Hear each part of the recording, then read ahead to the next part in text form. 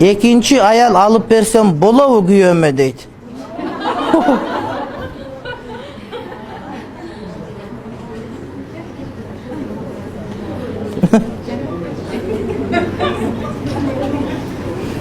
Al özün bilesin, bırak. Al ötele kıyın mesele. Al ayta öresin, anan keyin kayra kaytıp ketişin dele mümkündür. Şonun için ozunu tırmavayla otur, jönele otur. Jönele otur. Aytat ko, ayal alıp berse soğuk bolup degen söz yok.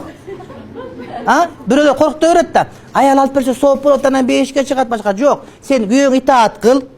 Namazın oku, rozan karma, 5 yaşında olur. Ayal alıp berse 5'e çıkart degen yok. Kokustan güyün ayal algan bolsa, cindilik köp kılba, kiçine yila bırak. Anan köp ilava degen sözde, anan dua kıl.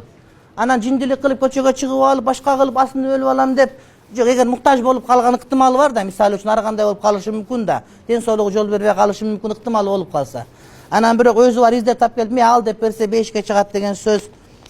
Aytılады ошол сөз, бирок ал сөз мындай бир дастебер хадис эмес, так ушундай экен.